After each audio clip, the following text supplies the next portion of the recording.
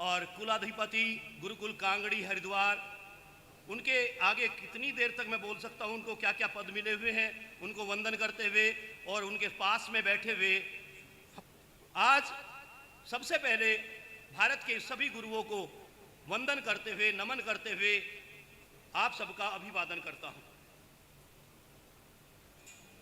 सबसे पहले प्रज्ञा ऋषि पंडित रतन और डॉक्टर वेद प्रकाश जी, इनका थोड़ा सा परिचय देते हुए मैं अपनी बात आगे शुरू करता हूं। उपेंद्र मुनि महाराज जी को मैं 30 वर्ष से उनसे जुड़ा हुआ हूं। ऐसा मैंने बहुत साधु देखे हैं, बहुत संतों से मिला हूं, बहुत ऋषियों मुनियों से मिला हूं, लेकिन ऐसा भोला संत मुझे पूरे संसार में कहीं न दिखाई दिया, न मिला। खाली ये मत सोचिएगा कि वो एक जैन मुनि है। मैं कहता हूं कि अगर साक्षात किसी देवता या फरिश्ता कहा जाओ तो मैं हमेशा उनका नाम ले सकता हूं। एक छोटा सा उदाहरण प्रसंग के साथ आपको बता रहा हूं। एक बार वो दिल्ली जा रहे थे, कहीं से मुझे पता लगा मेरा विद्यालय अंतिम जो था वो दिल्ली बॉर्डर पर, सिंधु बॉर्डर पर टीकरी खुर्द से पड़ता है। मैंने रास्ते में निवेदन किया कि आप हमारे विद्यालय होकर जाओ। इस कथा में एक बात रोक लेता हूं भगवान महावीर की।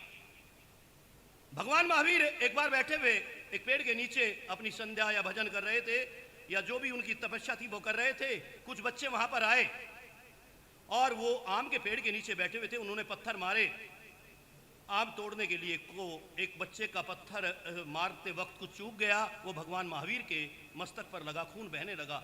वो बच्चे रोने लगे कि हमसे पाप हो गया है। कैसे होते हैं संत, कैसे होते हैं मुनि महाराज, और कैसी है ये हमारी जैन परंपरा। जब बच्चे उनके पास आके रोने लगे तो भगवान महावीर ने कहा, बच्चों क्यों रो क्यों रहे हो? उन्होंने कहा कि आपकी वजह से हमें चोट लग गई। तो भगवान महावीर भी रोने लगे। भगवान महावीर ने पूछा उन बच्चों ने उनसे कि भगवान महावीर, हम तो इसलिए रो रहे हैं कि हमसे पाप हो गया है, लेकिन आपकी आंखों में आंसू क्यों आए? तो भगवान महावीर ने कहा कि इस पेड़ को आप पत्थर मार रहे हो तो आम को आम दे रहा है, और आपने मुझे पत्थर मारे, मैं कुछ भी नहीं दे पा रहा हूं, मैं तो नग्न बैठा हूं। तो ऐसे होते हैं संत, ऐसे ही मेरे मुनि महाराज हैं। ये प्रसंग मैंने बीच में इसलिए सुनाया, ये हमने विद्यालय में बुलाए तो रास्ते में कहीं जा रहे थे। मुझे जब पता लगा तो हम विद्यालय में लेकर गए। विद्यालय की मेरे साथी भी बैठे हुए हैं यहाँ पर। जब हम विद्यालय में बच्चों के लिए प्रवचन, आशीर्वाद दीजिए, आशीर्वाद के लिए बैठ गए, लेकिन विद्यालय के अंदर हमारे ये माइक नहीं था, हाथ का माइक था। तो मैंने कहा कि अब कैसे करें, 1000 बच्चे। तो मुनि महाराज ये चीज मैंने देखा था कि ये संत नहीं है, ये फरिश्ते क्यों है? इन्होंने कहा कि कोई बात नहीं। इन्होंने अपने सारे जीवन की तपस्या तोड़ दी कि मैं हाथ में माइक लेके ही बोलूंगा आज। तो ऐसे संत जो अपनी तपस्या को, अपने प्रोटोकॉल को भी तोड़ देते हैं बच्चों के लिए, वो संत थोड़ा ही होते हैं, वो फरिश्ते होते हैं। तो इनके लिए मैं कितना बोलूं, मैं शाम तक बोल सकता हूं। मैंने देखा है कि मैं कभी भी फिर मैंने सोचा था कि रिटायरमेंट के बाद मेरे पास 3 रास्ते थे, महर्षि अरविंद का, स्वामी विवेकानंद का और आचार्य चाणक्य का। इन्होंने कहा कि नहीं, आपको आखिरी समय तक बच्चों की सेवा करनी है, स्कूल के लिए जाना है, और एक गुरुकुल बना दिया। कह रहे गुरु जी के लिए मेरे से कहा कि क्या नाम रखे, 3 नाम दिए, भगवान प्रेम सुख विद्यापीठ, और मुझे कहा कि इसको अब आपने देखना है। और वो देखिएगा एक बहुत ही गजब का, एक नालंदा और तक्षशिला का गुरुकुल खड़ा होता जा रहा है। वो उनका प्रताप है और आने वाले समय में होगा, वो जाना जाएगा। और मैंने कहा कि आपके नाम से कुछ बना दे, कि नहीं मुझे कुछ नहीं चाहिए, मैं तो कुछ भी नहीं हूं, मैं तो अपने गुरु के लिए हूं, मेरे गुरु के नाम से हो जो भी यहां होगा। तो ये देखिएगा गुरु के प्रति कितना समर्पण है। अपने नाम को कहा कि मेरे नाम से कुछ नहीं लिखोगे। तो मैं यहाँ बताने के लिए परिचय, आज आप ये खाली ये नहीं आए हैं कि किसी मुनि महाराज से मिलने आए हैं या किसी मुंबई पुलिस कमिश्नर साहब उनके बारे में बोलूंगा। तो ये मुनि महाराज जो हैं, मैं दावे से कहता हूं जिन्होंने भगवान महावीर नहीं देखे, वो आज प्रज्ञा ऋषि पंडित रतन शास्त्री मुनि महाराज श्री उपेंद्र जी को देखकर धन्य हो सकते हैं। सौभाग्य आपका, ऐसे संत होते नहीं है, सौभाग्यशाली है हम। अब आता हूं अगली कड़ी पर, मैं ज्यादा समय नहीं लूंगा। डॉक्टर सत्यपाल जी, अभी मेरे मुनि महाराज ने बताया, मैंने बताया, आज सोचा था जब ये प्रोग्राम आगे भारत के कम से कम ऐसे लोग, शिक्षक दिवस हो और वहां पर कुछ ऐसे खाली व्यक्ति ना हो, वो देवता तुल्य हो, निगाह लगाई गई।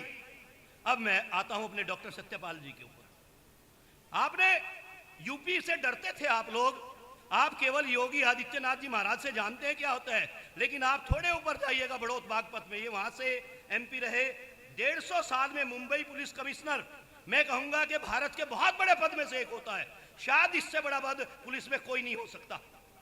उसको ये अकेले शख्सियत है जिन्होंने राष्ट्र की सेवा के लिए पहली बार त्यागपत्र दिया कि नहीं मैं राष्ट्र के लिए चलता हूं। ऐसी शख्सियत आपके सामने है। दूसरी बात, मंत्री बने। जो सबसे बड़ी चीज है, आज अगर आप बड़ौत बागपत में जाए, मैंने वहां देखे थे झोपड़ी में भूखे मरते हुए गरीब। आज वहां पर जो बाहर है, जो 5 लाख रुपए की एक बीघा जमीन थी, वो आज 1 करोड़ की है। वो किसकी वजह से? वो डॉक्टर सत्यपाल जी की वजह से है। मैं दिल्ली में टीचर था, मुझे 3 घंटे लगते थे जाने में। गाड़ी मेरी, जब गाड़ी से जाते थे 30,000 पर, उसके क्लच प्लेट भी खराब, उसके टायर भी खराब, और अब मैं जाता हूं तो 45 मिनट, और मेरी गाड़ी 80,000 चल चुकी, न क्लच प्लेट खराब, न टायर खराब, वे जो के तो है, और उसका क्रेडिट क्या आता है? Thanks to doctor Satyapal. ये सब उनकी वजह से है। उस इलाके में जो आज बाहर आप यहां से परली तरफ देखेंगे यमुना से, वो शख्सियत है। ये तो इनके कार्य थे। लेकिन एक चीज और बताऊं जो सबसे बड़ी है, पुलिस में बहुत अफसर होते हैं, बड़े बड़े अफसर होते हैं, लेकिन विद्वान, मैं आज दावे से कहता हूं, हो सकता है अगर मुझसे गलती हो तो हो जाए, भारत में पुलिस ऑफिसर को इतना बड़ा विद्वान मैंने नहीं देखा है। आप सुनेंगे, ये आर्य समाज के प्रकाट पंडित हैं। सनातन की बात करें तो उसकी भी बात, गीता की बात करूं तो गीता की बात, भगवान महावीर की बात करूं तो उससे भी ज्यादा। तो खाली ये मत सोचना कि एक पुलिस कमिश्नर आया है, एक केंद्रीय मंत्री आए हैं, या एक कुलाधिपति आते हैं। देखिएगा, एक फरिश्ता आया है आज आपके बीच, एक देवता। उनको सुनेंगे तो धन्यवाद फिर मुनि महाराज का ही देता हूं कि उन्होंने, जब मैंने कहा कि ऐसे ऐसे विद्वान है हमारे पुलिस कमिश्नर, वो आज हमारे बीच आए हैं, तो आभार मुनि महाराज का। उन्होंने कहा कि डॉक्टर सत्यपाल जी को एकदम बुलाओ। ये प्रोग्राम 3-4 दिन के अंदर हुआ है, और डॉक्टर साहब से भी कहा गया कि मुनि महाराज ने बुलाया है, वो एकदम चले आए। अब तीसरी शख्सियत, ये त्रिदेव। आज यहां सौभाग्यशाली है ये पांडाल कि यहां पर एक बहुत बड़े मुनि, जिन्हें मैं भगवान का दर्जा दे सकता हूं, वो बैठे हुए हैं। एक फरिश्ते, बिल्कुल जिन्हें देवता तुल्य भी मैं मानता हूं, उनको भी डॉक्टर सत्यपाल विकास पुरुष कहा जाता है। तो मैंने इसलिए बताना शुरू किया कि आप बोलने से पहले सुने तो कि कौन शख्सियत आ रहा है, कोई एक व्यक्ति नहीं है। अब आती हूं तीसरे वाले में। मैंने अपनी जिंदगी में 10 लाख लोग तो देखे होंगे, 64 साल का आया हूं, लेकिन मैं एक ही बात में खत्म कर रहा हूं, इनसे अच्छा व्यक्ति मैंने नहीं देखा। इनको भामाशाह कहा जाए तो कम। इनके दरवाजे के पास पैसा सबके पास होता है, इनके पास जो भी चला जाए वापिस नहीं आता। मैं कई बार मुझे कहते हैं कि मुझे बताओ, मुझे किसी की सेवा करनी है क्या, मुझे कहीं कुछ देना है क्या। ये प्रोग्राम में एकाएक मेरे कल ही शाम ध्यान आया कि क्यों ना, जब जहां पर उपेंद्र मुनि महाराज जी भगवान महावीर की शख्सियत जैसे बैठे हो, तो वहां पर जो कहीं कोई देवता है वे बुलाए जाएं। और मेरे साथी जो बड़ौत के थे, वे भी एक शख्सियत है, सारे लोग आए कि हम भी चलेंगे। तो आज ये पंडाल ऋषियों का पंडाल है, मुनियों का पंडाल है, फरिश्तों का पंडाल है। और जो आप सब लोग आए हैं, आप भी, क्योंकि जो जिनको सुनने आते हैं वो वैसे ही हो जाया करते हैं। ये मेरे राष्ट्र की परंपरा है। अब आता हूं शिक्षक दिवस पर। शिक्षक दिवस मात्र एक औपचारिकता नहीं है। हम अपने गुरुओं को 2 चीजें आज है, जिस परंपरा से मैं आता हूं वहां आज प्रथम श्राद्ध है। हम सब लोग 1 मिनट के लिए आंखें बंद करके कम से कम अपनी 3 पीढ़ी के लोगों को, श्राद्ध का मतलब श्रद्धा उनके प्रति कर्तव्य भाव से आंखें बंद कीजिए और अपनी 3 पीढ़ी के पूर्वजों को कर्तव्य भाव से आभार व्यक्त भी करिएगा, भेजिएगा। ये क्वांटम फिजिक्स है, आपके भाव उन तक पहुंचेंगे।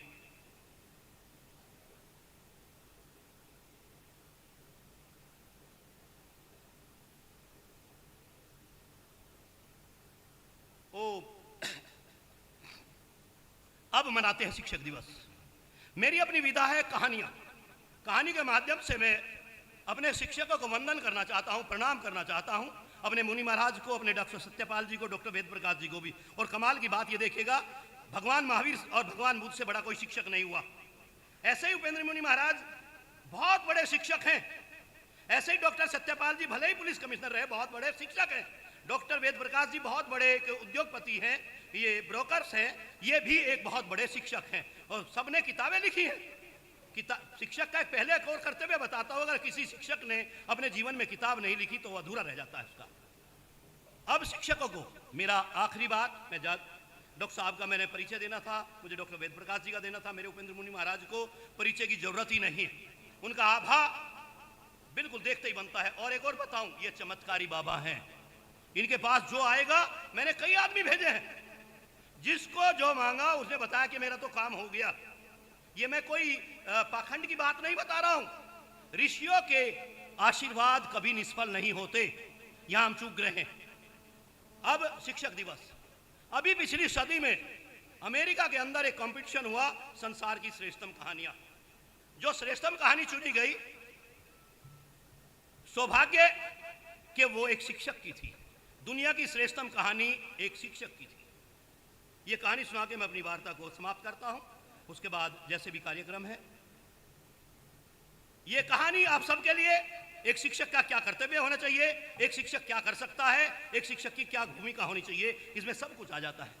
लॉस एंजल्स दुनिया का एक बहुत ही सुंदर शहर है, अमेरिका के अंदर बहुत बड़ा शहर है। 6 लाइन इधर है, 6 लाइन इधर है, उसमें कभी भी जाम नहीं लगा था। लेकिन आज देखा गया सड़कों पे जाम है, सारी सड़कें रुकी पड़ी हैं, आने जाने का कोई जगह नहीं है। जो लोग वहां से गुजर रहे थे उन्होंने पूछा, भाई क्या बात हुई, आज पहली बार जाम क्यों लगा है, आज क्या बात है, क्या विशेष बात है। लोगों ने कहा कि यहां से आज एक शव यात्रा गुजरने वाली है, एक डेड बॉडी यहां से गुजरेगी, उसके सम्मान में ये लोग आए हैं। तो लोगों ने कहा कि क्या कोई बहुत बड़ा राजनेता मर गया, या कोई बहुत बड़ा फिल्मी कलाकार या कोई खिलाड़ी मर गया, कि नहीं, ये एक शिक्षक की, एक शिक्षिका, एक टीचर की शव यात्रा है।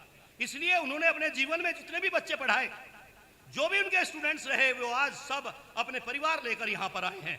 वे सब के सब अपने परिवार के साथ यहाँ इकट्ठे, भीड़ इसलिए हुई। अब लोगों को बड़ी जिज्ञासा हुई कि ऐसा क्या किया इसने। उसके लिए पता लगा कि ये 92 ईयर्स की होके चली गई है। तो इतनी भीड़ आई, उसने अपने जिंदगी में जितने भी बच्चे पढ़ाए थे वो सब वहां पर थे, परिवार सहित, अपनी अंतिम विदाई देने के लिए। बात दूसरा फेज इस कहानी का, ये जो मैडम थी, अब एक ने खोज किया कि इसने किया क्या था जो इतनी भीड़ है। अमेरिका में शोध होते हर बात पे, यहां इतने शोध नहीं होते। जब वो शोध हुआ, ये जिस विद्यालय में थी उसकी पूरी हिस्ट्री निकाली गई।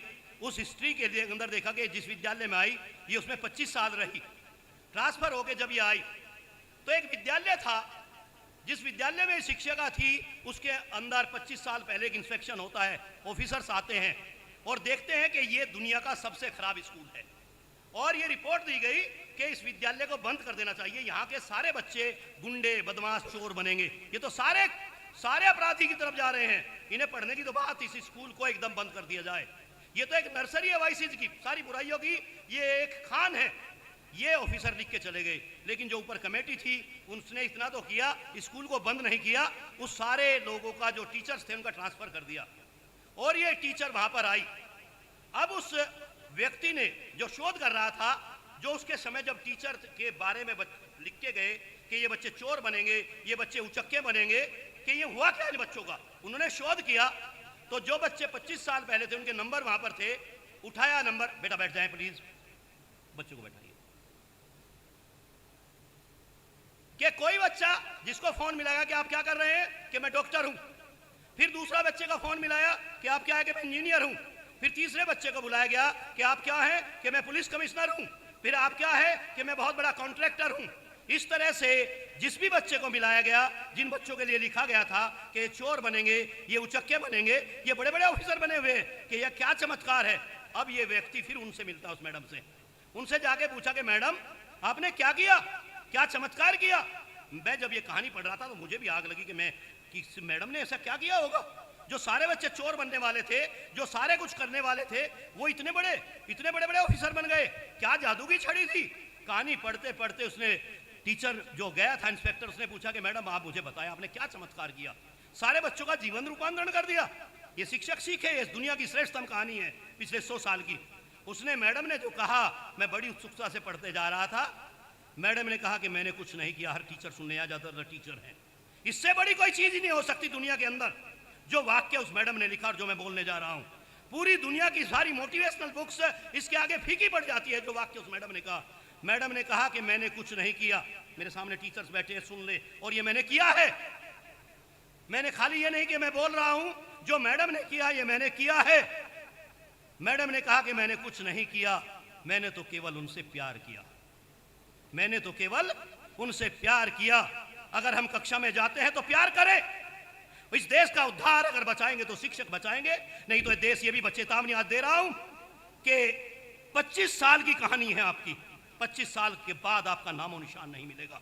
ये मुनि महाराज के सामने कह रहा हूं। अगर बचा तो इन संतों के, डॉक्टर सत्यपाल जी, डॉक्टर वेद प्रकाश जी जैसे ऋषियों से बचेगा। आप लोगों को अपनी अपनी भूमिका निभानी होगी। अब मैं अपनी बात खत्म करते ही मैं कक्षा में एक ही चीज कहता हूं टीचर्स डे पे। मेरे लिए तो एक वाक्य था कि जिन्हें हो परमात्मा की तलाश। मैं कक्षा में बोलता था बच्चों के आगे, और बच्चों के लिए मेरे साथी भी बैठे हुए हैं। मैं ये नहीं कहता कि मैं बहुत, लेकिन मेरे बच्चों ने मुझे बहुत प्यार दिया है जब रिटायर होकर चला जहां से भी। जिन्हें हो शक वो कहीं और करे परमात्मा की तलाश। मेरा परमात्मा तो मेरे इन बच्चों में रहता है। मेरा पहला वाक्य ये होता था विद्यालय में जाते हुए। मैंने 40 साल तक प्रेयर में जाकर लगातार प्रवचन किए। अपनी भी बात करूं, खाली ये नहीं कि मैं शिक्षा ही देता रहूं।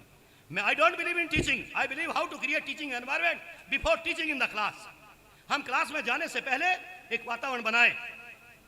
आप सबने बहुत ही अच्छी तरह सुना ऐसे श्रोता। और ये भी बता दूं, इस समय पूरे ब्रह्मांड में अगर कोई सबसे सुंदर जगह है तो वो उपेंद्र मुनि महाराज के सामने बैठा हुआ ये प्रांगण, ये सभागार।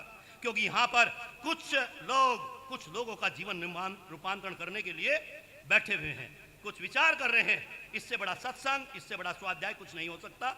आप लोगों को धन्यवाद, प्रणाम। और उसके साथ एक शिकायत भी है, आप बहुत अच्छे श्रोता हैं। भगवान महावीर ने कहा जो श्रोती बन गया वो सब कुछ पालेगा, लेकिन आप बच्चे लेके नहीं आते। मेरा एक निवेदन है, मैं जहां भी जाता हूं कि ऐसे कार्यक्रम में अपने बच्चों को जरूर लेके आएं। ये बच्चों के लिए होता है। बहुत बहुत नमन, वंदन, प्रणाम, धन्यवाद। मुनि महाराज जी की जय। एक बार मैं अपने इस महान संत के लिए जय बुलवाऊंगा। प्रज्ञा ऋषि पंडित रतन शास्त्री श्री उपेंद्र मुनि महाराज जी की